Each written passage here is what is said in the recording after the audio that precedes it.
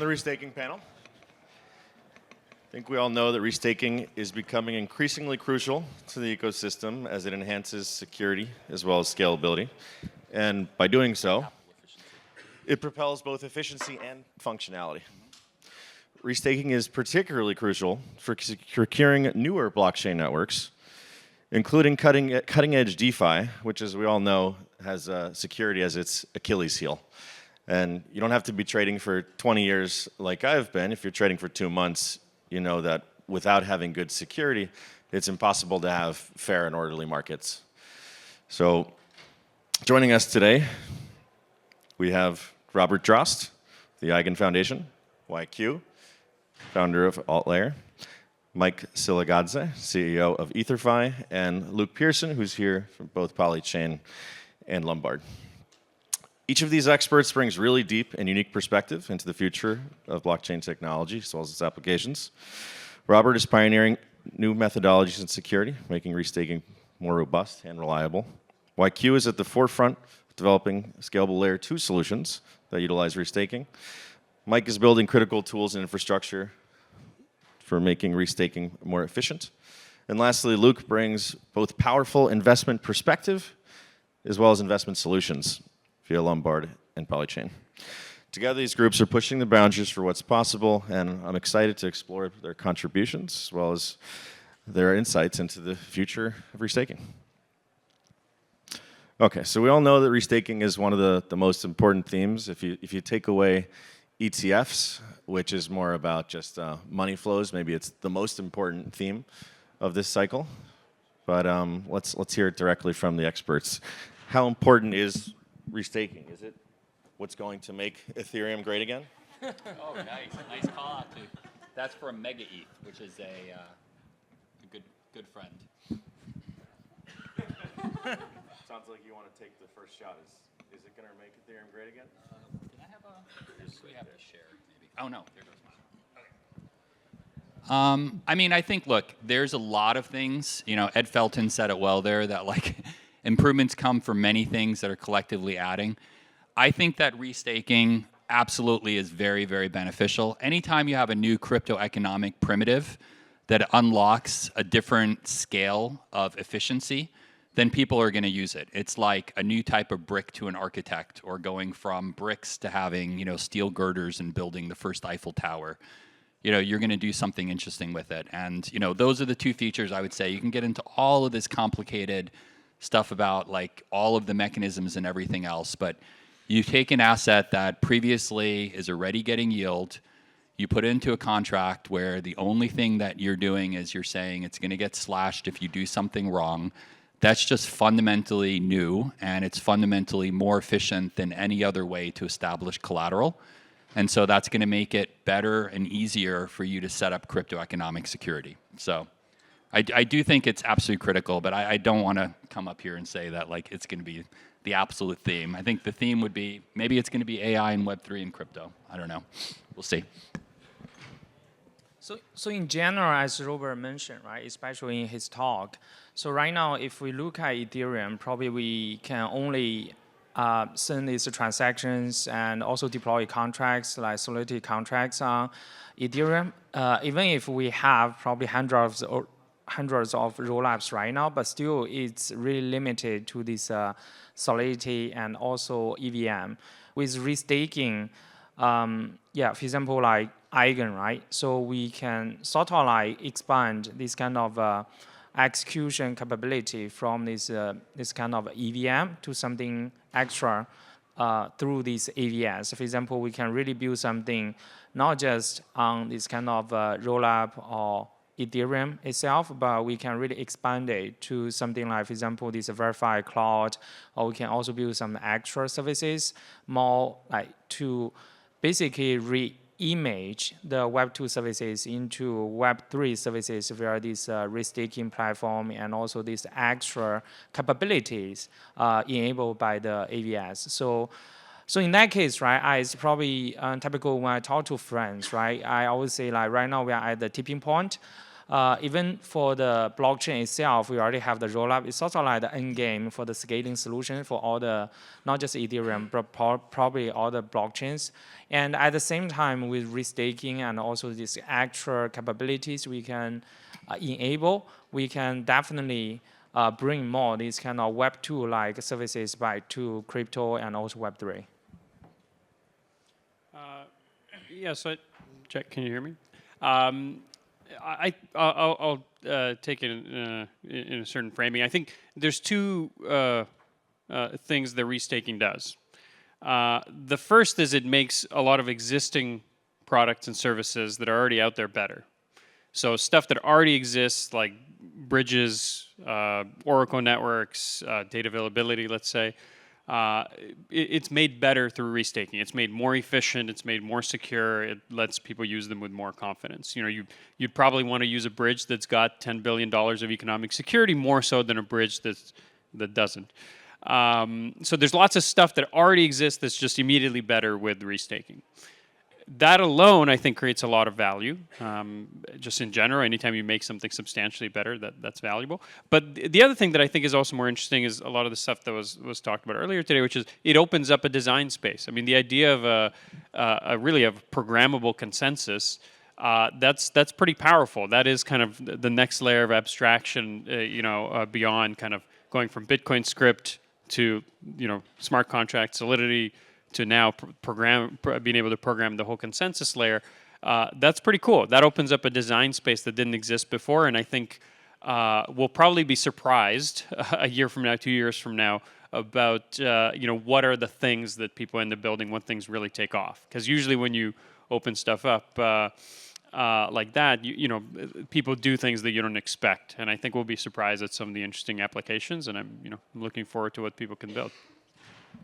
Yeah, I think, is it working? Okay, switch. Is it working? Perfect. Yep. Yeah, I think probably almost little to add to the excellent answers from before, but the theme there is, just as Mike said at the end and what Robert's talking about, these new primitives, is we always come to these particular inflection points in technology, whether it's like, you mightn't realize whether it's like a 1995 SSL allows you to then do X.com, PayPal, Amazon, whether it's far more to the previous talk, having like an AWS stack, and then you just pick this cloud service, and you kind of have your B2B because you've got this well ossified now sort of secure blockchain stack. But it's these new primitives which allow behaviors maybe not yet seen, but if you're leapfrogging people's need to bootstrap economic security or entire bridging or interoperability or connecting with different parts of the ecosystem, you're just welcoming and opening this currently rather small piece of a pie for the 8 billion people that should be using it, up to everybody, up first to the builders who move past utility and security onto focusing on users, and then brings on a considerably larger number of people. So I think anything in that effect that's catalyzing and leapfrogging sort of barriers to entry, lowering it because you can borrow security and not make validators, or connecting it to bridges, or improving already relatively robust security standards, is going to be a win-win for something that I think is probably already great, but maybe excellent again. I don't know, maybe a new acronym for one of the best technologies in the world. Thank you, Luke. So there's a myriad of benefits that can come with restaking, but let's think about the risks. If we're looking into why restaking wouldn't have had as much impact in the space, whether it's 2-3 years out, or if there's a significant attack vector which could really jeopardize restaking as a concept, why don't we each take a turn at speaking about the risks to restaking? Okay, so I'm not going to go super deep and nerd out on it, but I will say that one of the biggest risks you get into as you compound more and more things on top of Ethereum is that you start over leveraging Ethereum's core recovery mechanism, which is forking. So if something really terrible happens on Ethereum and somebody came across, we had a state level actor, they stole $100 billion, because the security of Ethereum is 50 billion. If you figure out a way that you could steal 100 billion, guess what? It's worth it to burn 50 billion in POS on the beacon chain to steal 100. The reason somebody would look at it and say, well, I'm not even going to try to do that, is the Ethereum validators would just come together and say, forget that. we're gonna skip that block and go back and fix it. And we've done this before in like the DAO hack. It's painful. A lot of people wonder, like, hey, maybe we should have code as law, other types of things. Vitalik kind of voted on the side of, at a certain point, there has to be social consensus. On Ethereum, it's a little bit tough because when you have these really bad security faults, there's like this Bitcoin-like mindset of code is law. We launched EigenLayer before we released our actual Eigen token. We actually dropped a paper called the Intersubjective Work Token paper, Eigen, that defines that the core reason why we didn't just leave it Ethereum and ERC20s from protocols and that's it, was there is a need for social consensus around when and how do you decide that some kind of attack happened on a chain that you couldn't capture mathematically. And the system has been hacked. Everybody in the outside world can tell it, but you can't prove it on chain. That's called intersubjective. Intersubjective is a fancy word for shared belief. If all of us in this room agree that the sky is blue, we can all say the sky is blue. Can somebody actually prove that on chain? No. But we can all do a signature to it and we can attest to it. So EigenLayer created a protocol that allows EigenLayer, the token, to add one extra sprinkle of salt, which is intersubjective security, and absorb the kind of risks that you're talking about. So both on the one hand, there always are more risks than other things. I'm not saying we've solved all of them, but an important aspect for us, and definitely EigenLayer is on this side of adding mechanisms that allow you to do core new type of recovery features, and so that helps it to reduce it. That's that I think is an important perspective for us to have. It's not just about collateral and other things, but it's about all of us and what we believe to be correct. Yeah, so the cool thing is we have Eigen is basically building this risk-taking platform. And at the same time, like Mike and also Luke, they are more on the supply side, basically either bring this Ether and also bring the BTC to really secure various like sort of protocols we just discussed, right? And on our side, we are more from this demand side. Basically, we bring a lot of these, as Amri in the morning mentioned, like these risk-day rollups. Basically, they're from different sectors like gaming, social, DeFi, DePIN, AI. And we build these risk-day rollups and serve these consumers and the users.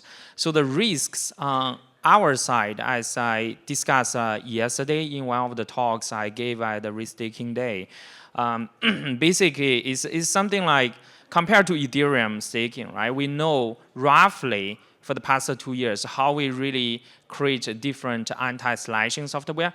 But for AVS or on the demand side, the software we are developing, it's still very new.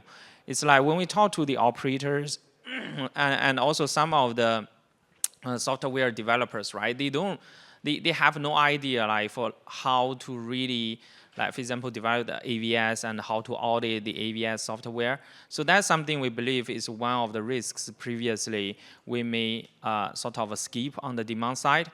On the other side is also something we typically think about, like for example, we launched this risk-day rollup, right? The thing is really about like how much value at risk. If the rollup itself has sort of like TVL of 50 million. So in that case, do we really need like sort of 100 million or basically 1 billion TVL to secure it? Or is just like 50 million, probably 2 or 3x is good enough? That's something like how we quantify these risks at the same time, also the security about on the demand side, right? When we launch a rollup or when we launch some new AVS.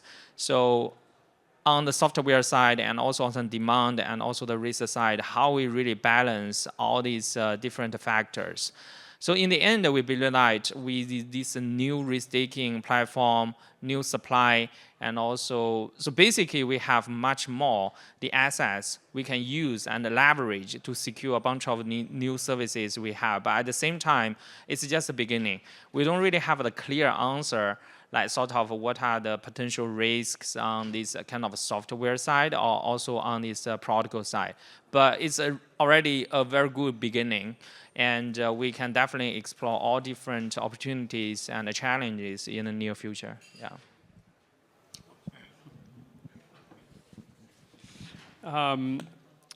I think there's there's lots of ways to talk about the new risk that restaking brings about.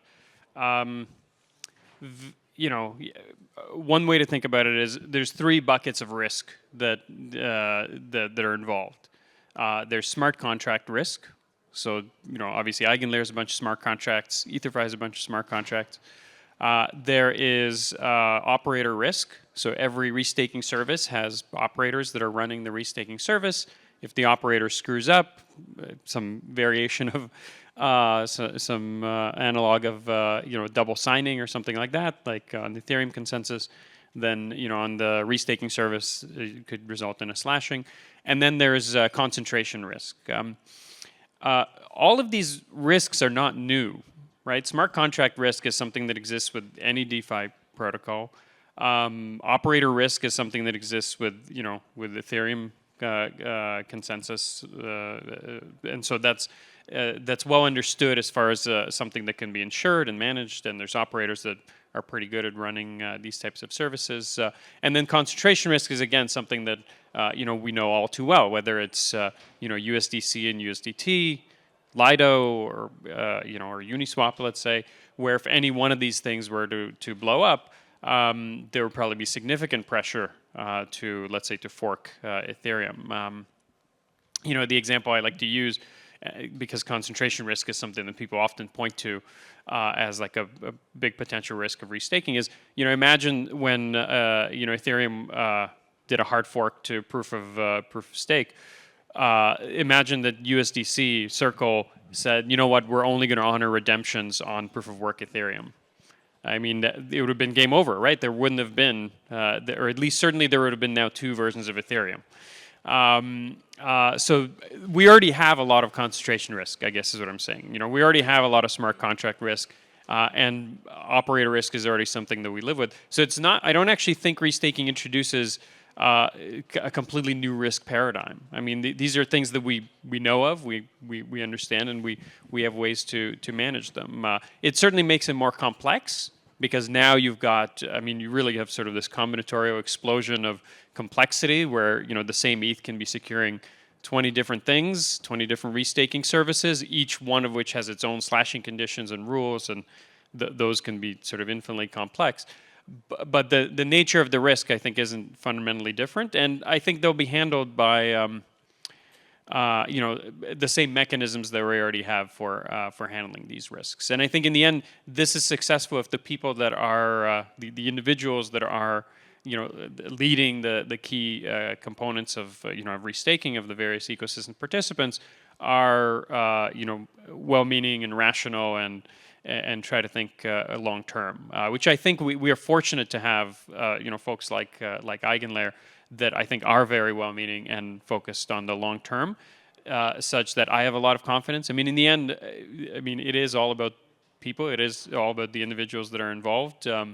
We are sort of the sum of the the people that are doing the work, and so as long as we have good people that are working on it, I have confidence that the risks will be managed well.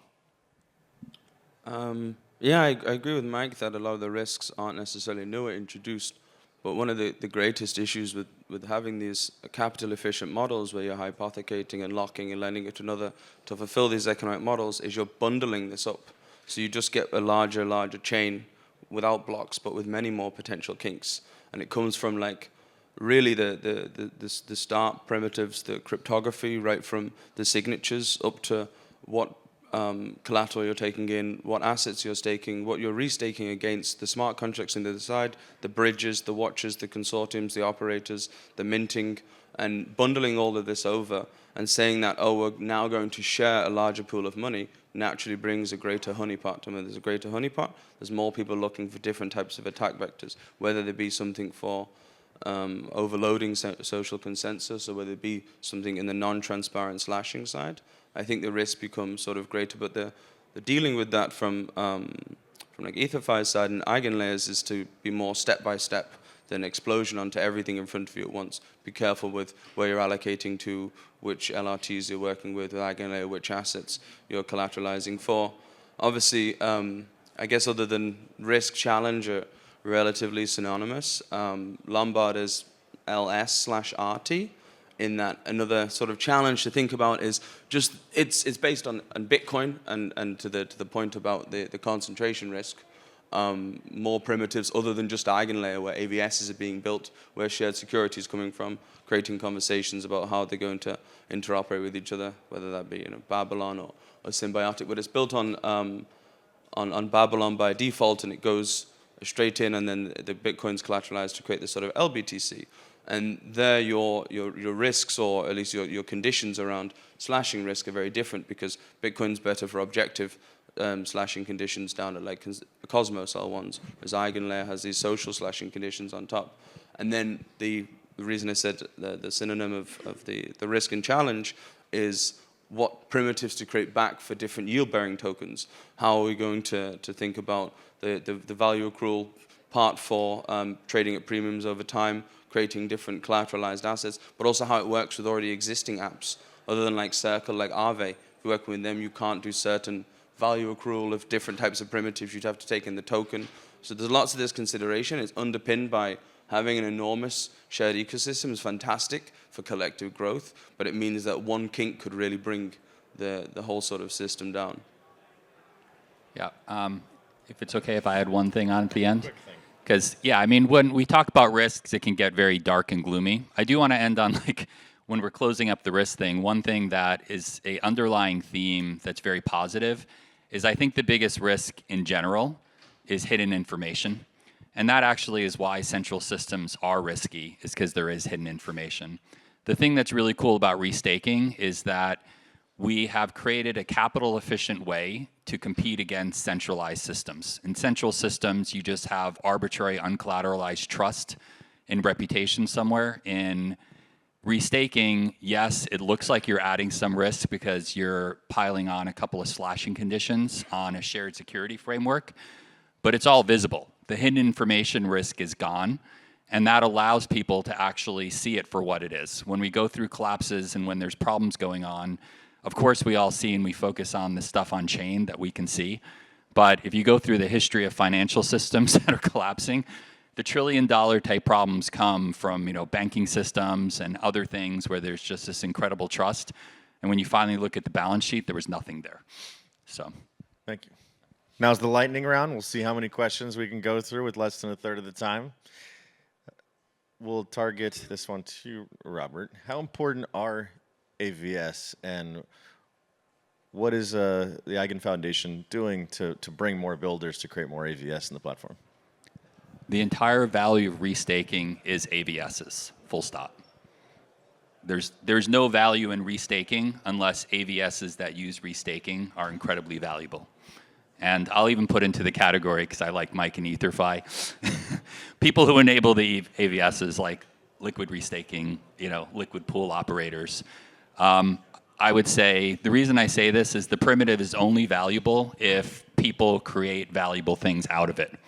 So, and I kind of put a ratio there that, let's say you have restaking protocols like Eigenlayer and they're worth X.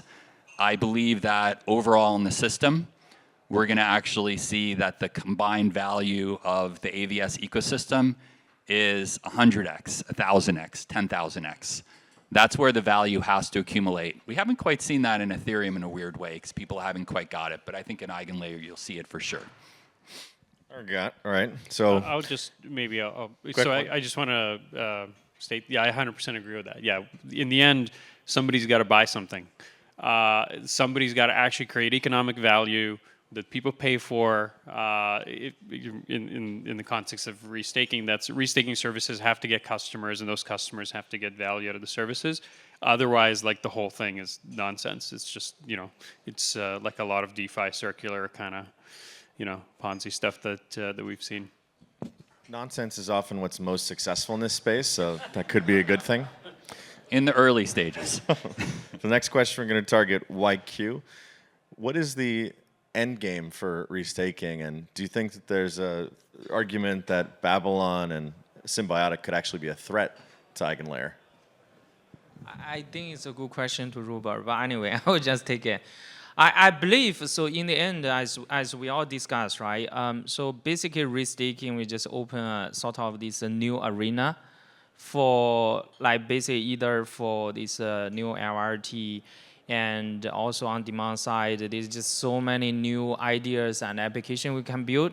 And I don't think in general like we sort of like just need like sort of it's a one idea or it's a sort of one category to rule everything.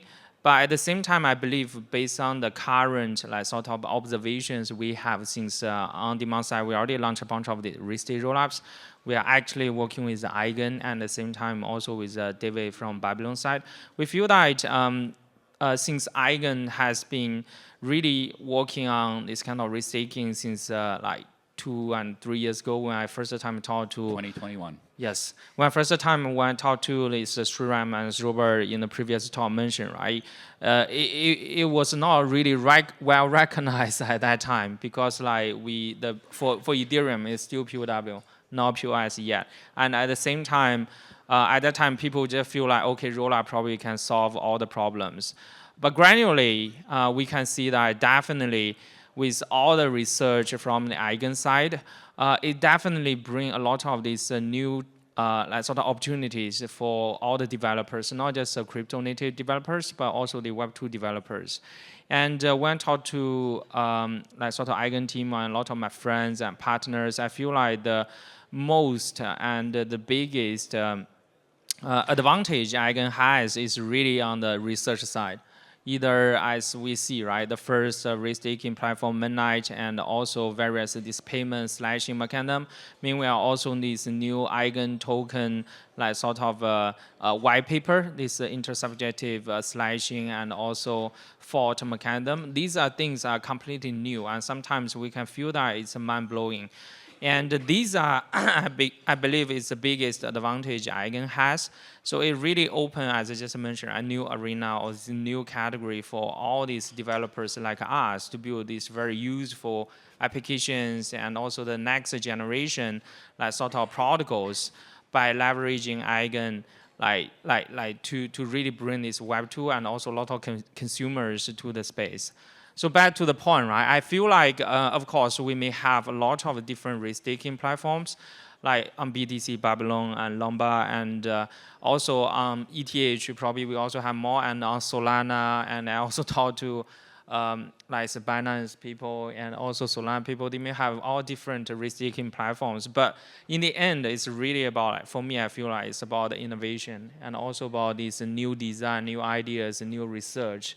And I believe Eigen really has the capability and also the power to lead a lot of this research on this restaking side. Yeah.